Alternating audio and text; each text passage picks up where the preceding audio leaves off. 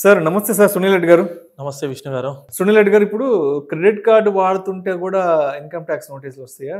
నా ఫ్రెండ్ ఒకతను నిన్నే కాల్ చేశారు. అరే విష్ణు, నాకు ఇన్కమ్ ట్యాక్స్ డిపార్ట్మెంట్ నోటీస్ వచ్చిందిరా, ఇలా ఇలా క్రెడిట్ కార్డులు వాడుతున్నావు, అంత వాడేసావు ఇంత వాడేసావు అని నోటీస్ వచ్చింది, ఏం చేయాలరా ఏంటంటే నాకు కాల్ చేశాడు. నేను చెప్పా, బాబు I'm not the CA expert, నేను సిఏని కాదు. సరే, నా దగ్గరికి చాలా మంది ఎక్స్పర్ట్స్ వస్తుంటారు కదా, సిఏ ఎక్స్పర్ట్స్, వాళ్ళతో మాట్లాడి ఒక వీడియో చేసి నీకు లింక్ ఇస్తాను, అది చూసుకున్నాక ఫర్దర్గా ఏం చేయాలో నువ్వే చూసుకో బాబు అని చెప్పాను. ఏంటి అసలు క్రెడిట్ కార్డులు వాడుతుంటే కూడా ఇన్కమ్ ట్యాక్స్ నోటీసులు ఎందుకు వస్తాయి అసలు? చాలా ఇంపార్టెంట్ టాపిక్ సార్ ఇది. అసలు ఈ వీడియోతో మీ ఫ్రెండ్ డౌటే కాదు, ఇంకా చాలా మంది డౌట్స్ క్లారిఫై అవుతాయి. అండ్ ద ఫస్ట్ పాయింట్ ఏంటంటే, అసలు పర్పస్ ఆఫ్ క్రెడిట్ కార్డ్ ఏంటి అని మనం ఆలోచిస్తే, క్రెడిట్ కార్డ్ని మీ పర్సనల్ ఎక్స్పెండిచర్ గురించి పేమెంట్ చేసుకోవడానికి యూజ్ చేసుకోవడానికి ఇచ్చిన కార్డు. ఈ మంత్లో మీకు ఏదైనా ఎక్స్పెండిచర్ ఉందనుకోండి, నెలకు ₹1,00,000 మీకు ఖర్చు అవుతుంది, అది మీరు ఆన్ టైంలో ఎప్పటికప్పుడు మీరు అకౌంట్ నుంచి పే చేయకుండా క్రెడిట్ కార్డు వాడుకొని నెక్స్ట్ మంత్ శాలరీ పడగానే రీపే చేసుకోవాలి. అంటే మనకి ఏదైనా ఎమర్జెన్సీ ఉన్నప్పుడు క్రెడిట్ అవైలబిలిటీ గురించి ఇచ్చిన పర్పస్. ఒక 5,000 10,000 అట్లాంటి ఖర్చులు. అది సో కానీ చాలా మంది ఏం చేస్తున్నారు అంటే, క్రెడిట్ కార్డ్స్వి ఇప్పుడు మీకు ఒక 5 కార్డ్స్ ఉన్నాయి అనుకోండి, క్రెడిట్ కార్డు ఒక 1 lakh లిమిట్ పెట్టేసి ఒక 5 కార్డులు తీసుకున్నారు అనుకోండి. ఫస్ట్ ఏం చేస్తారు, ఒక 2 lakhs వాడుకుంటారు ఒక 2 cards తోని. 2 lakhs పే చేయడానికి ఇంకో 2 cards వాడతారు. మన ఓన్ డబ్బులు వాడరు రీపేమెంట్ కి, ఇంకో 2 cards స్వైప్ చేస్తారు. అలా స్వైప్ చేసి ఓవరాల్ గా 5 lakhs ఎవ్రీ మంత్ స్వైప్ చేస్తారు. నెలకు 5 లక్షలు క్రెడిట్ కార్డ్ స్వైప్ చేస్తారు. దీనికి చాలా మంది మీడియేటర్స్ వాళ్ళు ఉంటారు అన్నట్టు, వాళ్ళ దగ్గరికి వెళ్ళి స్వైప్ చేసి ఇస్తే 1% తీసుకొని మీకు అమౌంట్ ఇచ్చేస్తారు. ఎవ్రీ మంత్ వాళ్ళే రీపేమెంట్ చేసుకుంటారు. మీరు చెప్తుంటే నాకు గుర్తొస్తుంది, చాలా మంది ఈ ఫేస్బుక్ ఈ వాట్సాప్ లో పెడుతుంటారు క్రెడిట్ కార్డ్ స్వైపింగ్ ఎట్ 1% 2%. చూసాను. ఇప్పుడు ఏంటంటే మంత్లీ కన్సంప్షన్ గురించి, మన పర్సనల్ కన్సంప్షన్ యూజ్ చేసుకోవాల్సిన పర్పస్ ఆఫ్ క్రెడిట్ కార్డ్స్ ని చాలా మంది ఫండ్స్ రొటేషన్ కి వాడతారు. 5 లక్షలు స్వైప్ చేసినాం సార్, నెక్స్ట్ మంత్ కట్టాలి కదా, కట్టరు. ఆ మీడియేటరే 1% తీసుకొని పే చేసి మళ్ళీ స్వైప్ చేసేసుకుంటాడు. సో అట్లా మెయింటైన్ చేస్తూ ఉంటారు అన్నట్టు.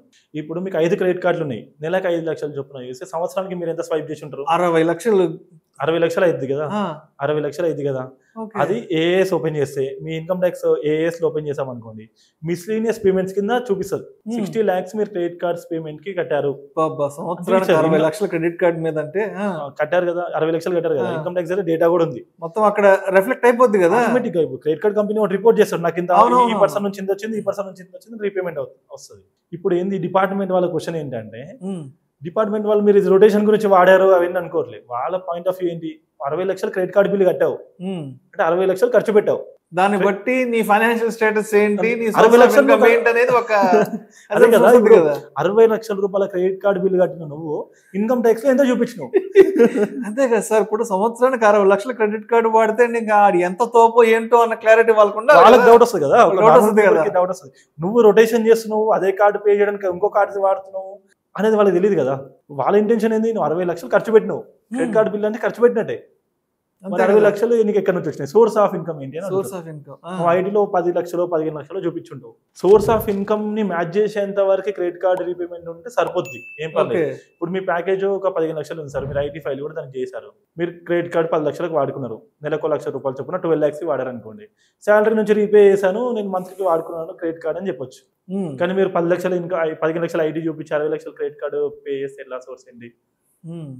అప్పుడు మీరు ఇక మీరు చెప్పే రీజన్ ఏమంటుంది, నేను క్రెడిట్ కార్డ్ది నా పర్సనల్కి వాడుకోలేదు సార్, దాని రొటేషన్ గురించి వాడుకున్నాను, ఎవ్రీ మంత్ పే చేసుకుంటూ మళ్ళీ అదే అమౌంట్ యూజ్ చేసుకున్నాను ఎంత మీరు చెప్తారు.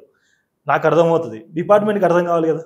డిపార్ట్మెంట్ వాళ్ళకి ఇప్పుడు అంతా ఈ ప్రొసీడింగ్స్ నడుస్తున్నాయి, పెట్టేశారు కదా. డిపార్ట్మెంట్ నుంచి నోటీస్ వచ్చింది అనుకోండి, 60 లక్షలకి సోర్స్ ఆఫ్ ఇన్కమ్ ఏంటి అని అడుగుతారు. అప్పుడు మనం ఎక్స్ప్లెయిన్ చేయాలి. ఏమని ఎక్స్ప్లెయిన్ చేస్తాము?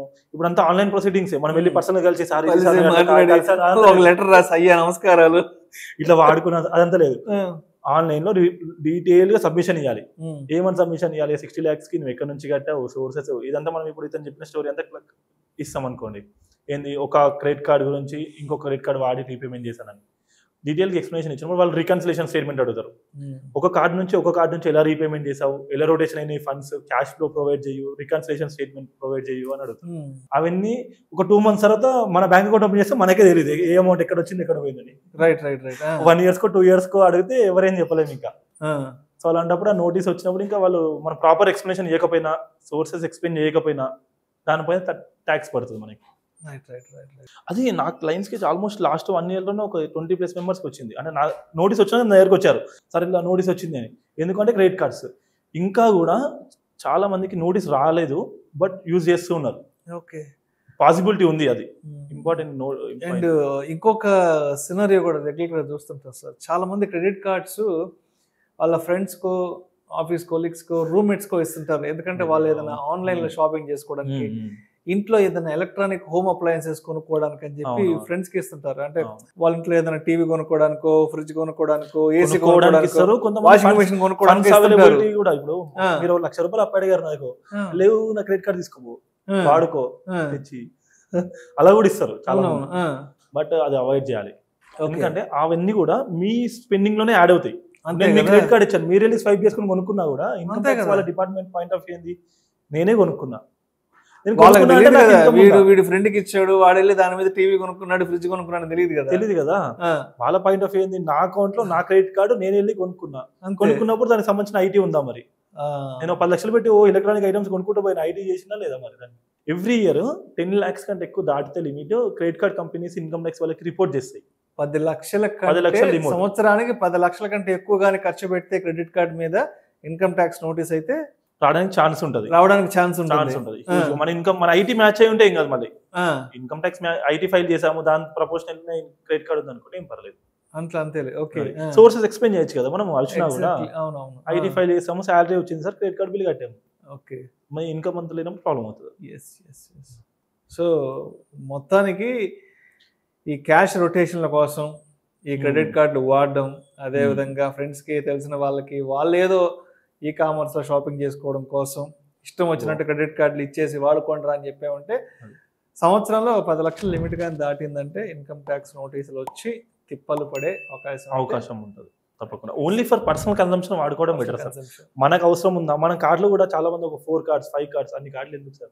ఒకటో రెండో పెట్టుకొని ఆ మంత్ ఎక్స్పెండిచర్ కి వాడుకొని, ఈ అన్ని కార్డులు ఉంటే ప్రాబ్లం ఏంటంటే టైం కి రీపేమెంట్ కూడా అవ్వకపోతే అది ఇంకో ప్రాబ్లం. అంటే అన్ని మెయింటైన్ చేయాలంటే కూడా కష్టం కదా. స్టేటస్ సింబల్ అయిపోతుంది. చాలా మంది నా దగ్గర 4 క్రెడిట్ కార్డులు, నా వ్యాలెట్ లో 4-5 ఉన్నాయి.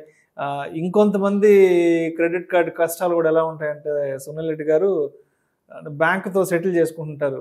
ఇదేదో 2 లక్షలు 3 లక్షలు ఎంత కట్టాలి, లేదు నేను కట్టలేను, నేను 50,000 కడతాను. ఇది అలాంటివన్నీ వన్ టైం ఆపర్చునిటీ సార్. ఎందుకంటే ఒకసారి అట్లా జరిగిన తర్వాత నెక్స్ట్ టైం నుంచి సిబిల్ పడిపోతుంది. బ్యాంక్ వాడు లోన్ కూడా ఇవ్వడు, క్రెడిట్ కార్డ్ కాదు, ఇంకా ఏంది ఇవ్వడు. 2 లక్షల గురించి సిబిల్ అనేది ఎంత ఇంపార్టెంట్. ఎగ్జాక్ట్లీ. సో మొత్తానికి క్రెడిట్ కార్డు వల్ల సిబిల్ స్కోర్ పడిపోతుంది, ఇన్కమ్ ట్యాక్స్ కూడా అయితే వచ్చే అవకాశం వీలైనంత వరకు అవాయిడ్ చేయడం better. Right sir. Thank you sir. Thank you so much Sunil Reddy గారు. సార్.